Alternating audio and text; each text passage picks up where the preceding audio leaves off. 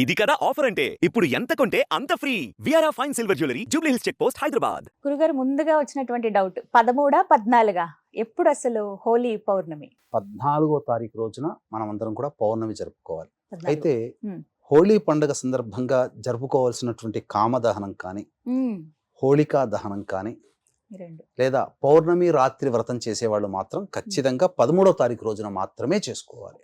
ముందు రోజే అయితే ముందు రోజే. పౌర్ణమి మాత్రం 14. ఇది ఒకటి అవునమ్మా. క్లారిటీ. ఓకే గురుగారు. హోలీ దహనం కానీ కామదహనం కానీ అలాగే వ్రతం చేసుకునే వాళ్ళు ముందు రోజు అన్నారు కాబట్టి వారు ఎటువంటి నియమాలు ఏ సమయంలో ఇది పాటిస్తే మంచిదో తెలియచేయండి. ముఖ్యంగా ఈ హోళికా అనేటువంటి దహనం అనేటువంటిది మనకు భాగవతోత్తముడైనటువంటి ప్రహ్లాదుడి జీవిత చరిత్ర. అంటే ఈ హిరణ్యకశిపుడికి సోదరి హోళిక, ఈమెకు ఒక గొప్ప వరం ఏంటంటే అగ్నిలో దహనం కాదు ఆమె శరీరం. అయితే ప్రహ్లాదుని యొక్క విష్ణు భక్తిని చూసి కోపగించుకున్నటువంటి హిరణ్యకశిపుడు ఆ యొక్క ప్రహ్లాదుని సంహరించమని అనేక విధాలుగా ప్రయత్నాలు చేశాడు. తన సైనికులతో కానీ అందరితో ఈ విధంగా పైనుంచి కింద పడేయడము, పాములతో చంపించడము, క్రూరముగాల మధ్యన ఇలా అన్ని రకాలుగా. కానీ మిగిలిపోయింది మాత్రం ఒకటి అగ్ని.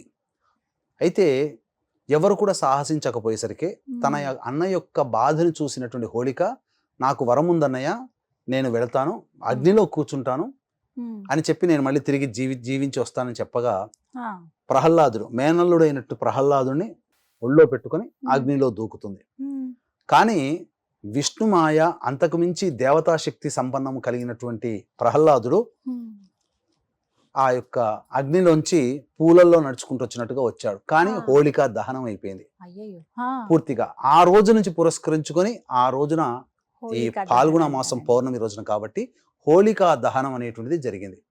అయితే ఈ సంవత్సరం మార్చి 13వ తారీఖు రోజున ఉదయం 10:36 పౌర్ణమి తిథి ప్రవేశం చేసి 14వ తారీఖు రోజున మధ్యాహ్నం 12:26 వరకు ఉంది కాబట్టి, మరియు పూర్వ ఫల్గుని నక్షత్రం వెళ్ళిపోయి ఉత్తర ఫల్గుని నక్షత్రం కూడా ఉన్నటువంటి రోజు, సంపూర్ణమైనటువంటి రోజు.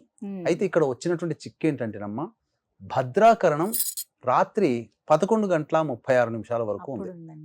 కాబట్టి ఇది శుభం కోరి చేసేటువంటి హోళికా దహనం కాబట్టి భద్రాకరణం ఉన్నంత వరకు కూడా ఎవ్వరూ చేయకూడదు. 11:30 నుంచి 12:30 మధ్య కాలంలో చేస్తే హోళికా దహనం. అయితే ఈ హోళికా దహనం అనేటువంటిది చేసే విధానం కూడా చాలా ప్రత్యేకంగా మనకు శాస్త్రంలో చెప్పబడి ఉంది. ఈ భోగి పండుగ సందర్భంలో మన ఇంట్లో ఉన్నటువంటి మూలనున్నటువంటి పాత వస్తువులు తీసుకొచ్చి మంటలో వేస్తాం. కానీ హోళికా దహనం రోజు మాత్రం అటువంటి పనులు చేయకూడదు. ముఖ్యంగా స్వచ్ఛమైనటువంటి ఆవు పిడకలు, ఆవు నెయ్యి, అలాగే పంచపల్లవాలు అనగా మర్రి, మేడి, జువ్వి, మోదుగా, రావి, ఈ వృక్షాలతో వచ్చినటువంటి కాండములని, ఎండినటువంటి కట్టెలను తీసుకుని వచ్చి దహనం చేయాలి. భద్రాకరణం ఉంది కాబట్టి రాత్రి 11:36 వరకు చేయకూడదు. 11:36 నుంచి 12:26 మధ్య కాలంలో ఈ హోళికా దహనం చేసి ఆ తదనంతరం తెల్లవారి ఆ యొక్క స్నానం ఆచరించడానికంటే ముందు ఆ ఇంటి చుట్టుపక్కలంతా కూడాను ఈ యొక్క భస్మం ఉంటుంది కదా, బూడిద, ఆ బూడిదని చల్లుకునేవాళ్ళు. అంటే ఇంటికి పట్టినటువంటి నెగిటివ్ ఎనర్జీ, నరదృష్టి, నరఘోష అన్ని తొలగిపోయేటివి. తదనంతరం ఇంట్లో కూడా చల్లుకునేవాళ్ళు.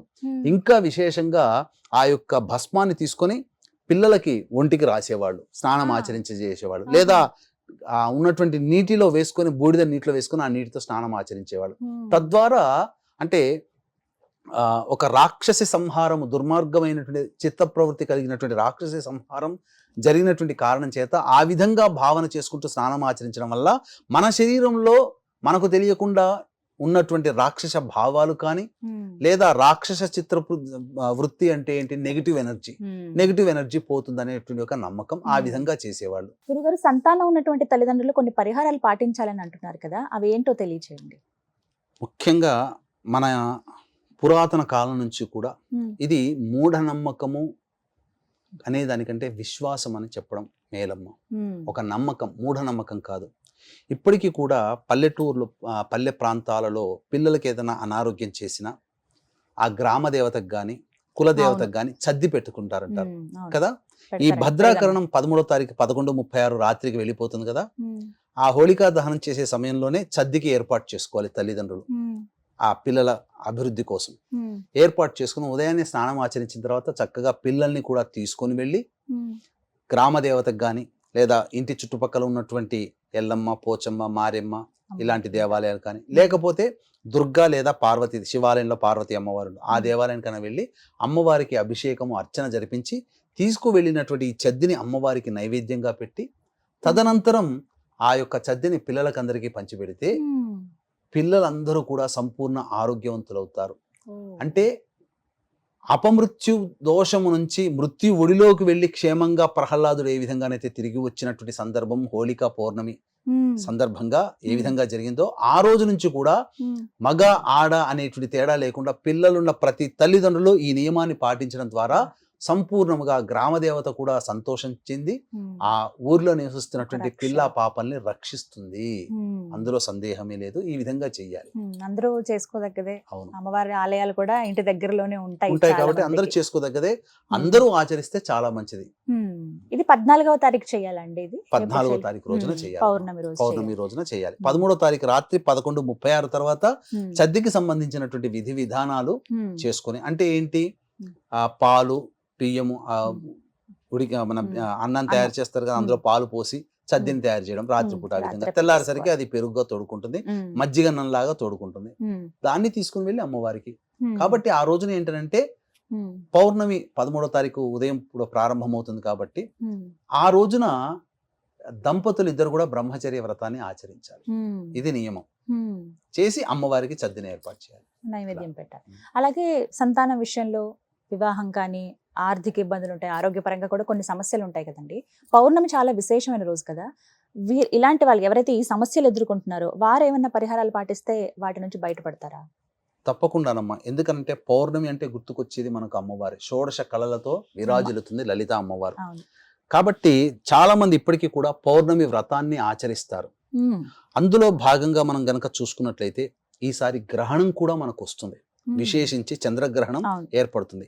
మన భారతదేశానికి సమయానికి మనం కన్వర్ట్ చేసుకుంటే 14వ తారీఖు ఉదయం 10:36 నుంచి మధ్యాహ్నం 2:36 వరకు మన భారతదేశంలో ఈ గ్రహణం కనిపించదు. కానీ నియమాలు పాటించాల్సిన అవసరం లేదు, కానీ ఆచారాలు మాత్రం పాటించక తప్పదు. ఎందుకంటే గ్రహణం అనేటువంటిది ప్రపంచానికి సంబంధించింది కాబట్టి ప్రపంచమంతటికి కూడా చంద్రుడు వెలుగునిస్తాడు. కాబట్టి ఆ వెలుగునిచ్చేటువంటి చంద్రునికే గ్రహణం వస్తున్న సందర్భంగా మనకు సంపూర్ణంగా కనిపించినా ఆ గ్రహణ ప్రభావం ప్రపంచవ్యాప్తంగా ఉన్నటువంటి గ్రహణం ఏర్పడుతున్నటువంటి రాశిని బేస్ చేసుకొని వృషభ మిథున సింహ కన్య తుల ధనుస్సు మకర కుంభ మీన రాశుల్లో జన్మించినటువంటి వారికి ఉంటుంది. కాబట్టి ఈ రాశిలో జన్మించినటువంటి వాళ్ళు, లేదా పౌర్ణమి చాలా ప్రత్యేకమైనటువంటి రోజు, అందున శుక్రవారం వచ్చింది, ఉత్తరా నక్షత్రంతో కూడుకున్నది. ఉత్తరా నక్షత్రం లక్ష్మీ అమ్మవారి యొక్క జన్మదినం అని కూడా, జన్మ నక్షత్రం అని కూడా చెప్తారు. కాబట్టి విశేషించి శుక్రవారము, పౌర్ణమి మరియు ఉత్తర నక్షత్రం కలిసి ఉన్నటువంటి రోజు. ఆ రోజున దాంపత్య సమస్యలతో బాధపడే వాళ్ళు కానీ, వివాహ సమస్యలతో బాధపడే వాళ్ళు కానీ, ధనపరమైనటువంటి సమస్యలతో బాధపడేటువంటి వాళ్ళు కానీ ఇప్పుడు చెప్పబోయేటువంటి చిన్న పరిహారాలు గనక పాటించుకుంటే తప్పకుండా వాళ్ళకి సమస్యలు తొలగిపోతాయి. ముఖ్యంగా వివాహం కూడా కుదురుతుంది. ఈ చెప్పినటువంటి వృషభ మిథున సింహ కన్య తుల ధనుసు మకర కుంభమీన రాశిలో జన్మించినటువంటి వారికి ఈ యొక్క గ్రహణ దోషం కూడా తొలగిపోతుంది. కాబట్టి ఇప్పుడు చెప్పినటువంటి వృషభ మిథున సింహ కన్య తుల ధనుసు మకర కుంభమీన రాశిలో జన్మించినటువంటి వారికి ఈ యొక్క గ్రహణ దోష నివారణార్థమై పీఠమాధ్వర్యంలో ఉదయం 14వ తారీఖు రోజున ఉదయం 9 గంటలకి ఈ యొక్క గ్రహణ దోష నివారణ హోమాలు, వివాహము, దాంపత్యము, ఆర్థికపరమైనటువంటి సమస్యల నివారణకి దాదాపుగా 18 రకాల హోమాలు పర్ హెడ్ 2100 రూపాయలకి చేయించడం జరుగుతుంది. అవకాశం ఉన్న వాళ్ళు కార్యక్రమ తదనంతరం కాంటాక్ట్ చేసి మీ గోత్రనామాదులు నమోదు చేసుకోవచ్చు. ఇక ఏం చెయ్యాలి? పౌర్ణమి అనేటువంటి 14వ తారీఖు కదమ్మా. కాబట్టి ఆ రోజున చక్కగా ఉదయాన్నే లేచి అమ్మవారికి, ముఖ్యంగా లక్ష్మీ అమ్మవారికి చిత్రపటానికి ఎర్రటి పూలమాల వేసి లక్ష్మీ సహస్రనామ పారాయణం చేయాలి. లేదు అమ్మవారి దేవాలయంలోకైనా వెళ్ళి అమ్మవారికి అభిషేకం జరిపించి తదనంతరం ఆ యొక్క బెల్లం పాయసం అమ్మవారికి నైవేద్యంగా పెట్టాలి. ఈ అభిషేకం చేసేటువంటి సందర్భంలో ఈ అమ్మవారికి ప్రధానంగా వివాహపరమైనటువంటి సమస్యలతో ఇబ్బంది పడేటువంటి వాళ్ళు పటిక బెల్లం మిశ్రి అంటారు. పటిక బెల్లం పొడి నీటిలో వేసి ఆ నీటితో అభిషేకం జరిపించి అమ్మవారికి గన్నేరు పూలమాల, మల్లె పూలమాల వేయడం కానీ, గన్నేరు పూలు మల్లె పూలతో అర్చన చేయడం కానీ చేయాలి. ఇక ఆర్థిక పరమైనటువంటి సమస్యలతో బాధపడేటువంటి వాళ్ళు ప్రధానంగా అమ్మవారికి పంచామృతాలతో అభిషేకం జరిపించి మారేడు దళాలతో అర్చన చేయడం, విశేషం. ఇక దాంపత్య సమస్యలతో బాధపడేటువంటి వాళ్ళు కూడా ఈ యొక్క పటిక బెల్లం పొడి నీటితో అభిషేకం జరిపించి అమ్మవారికి మల్లెపూలు గన్నేరు పూల మాల వేయడం, అర్చన చేయడం చాలా విశేషమైనటువంటి ఫలితం. ముఖ్యంగా మర్చిపోకుండా నైవేద్యముగా అందరూ కూడా అన్ని రకాల సమస్యలతో బాధపడే వాళ్ళు 12:30 లోపలనే ఇవన్నీ చేయాలి. బెల్లం పాయసం అమ్మవారికి నైవేద్యంగా పెట్టి భక్తులకి పంచాలమ్మా. ఎందుకంటే అమ్మవారికి బెల్లం పాయసం చాలా నివేదన. కాబట్టి ఇప్పుడు ఈ గ్రహణ ప్రభావం వలన భారతదేశమే కాదు ప్రపంచవ్యాప్తముగా వృషభము, మిథునము, సింహము, కన్య, తుల, ధనుస్సు, మకర, కుంభ, మీన రాశుల్లో జన్మించినటువంటి వారికి ఈ చెప్పినటువంటి కొన్ని రకాల సమస్యలు ఈ తదనంతరం ఏర్పడతాయి. ఎందుకనంటే గ్రహణ ప్రభావము చేత మనకు సూర్యగ్రహణం కూడా ఏర్పడుతుంది మీనరాశిలో. ఈ సూర్యగ్రహణంలో ఏర్పడేటువంటి కొన్ని రాశుల వారికి ఇబ్బందికర పరిస్థితులు, ఇప్పుడు ఏర్పడే చంద్రగ్రహణంకి కొన్ని రాశులు వెరసి బేరీజు వేసుకుంటే మిగతా కామన్ గా కొన్ని రాశులు ఉంటాయి ఇందులో. కాబట్టి వీటందరి రాశుల్లో జన్మించినటువంటి వారికి సమస్యలు గ్రహణాల తదనంతరం విశ్వావసునామ సంవత్సరం అయిన తర్వాత కొన్ని ఇబ్బందికర పరిస్థితులు ఆషాఢ మాసం వరకు ఎదుర్కోక తప్పదు. ఇప్పుడు ఇందులో మనకు భక్తిని మనం ప్రదర్శించాలి, దేవతా అనుగ్రహాన్ని పొందే తపన మనలో ఉండాలి. ఇవి రెండే మనకు ఖర్చు అయ్యేటివి, డబ్బు ఖర్చు అయ్యేది కాదు కదా. మనం ఎట్లాగో ఆ రోజున శుక్రవారం అమ్మవారికి సహజంగా చేస్తున్నటువంటి విధానంగానే పూజ చేసి నైవేద్యం పెట్టి, అమ్మా నీ అనుగ్రహం నాకు కలిగితే చాలమ్మా, నా పిల్లలకి వివాహం కావాలి, దాంపత్య సమస్యలతో తీరిపోవాలి, ఆర్థికపరమైన సమస్యలు తీరాలని మొక్కుకుంటే అమ్మవారు కరుణించదా? ముఖ్యంగా లలితా సహస్రనామం, లలితా త్రిశది వీలైనన్ని సార్లు పారాయణం గనక చేస్తే చాలా మంచి శుభ ఫలితాలు కలుగుతాయని చెప్పవచ్చు.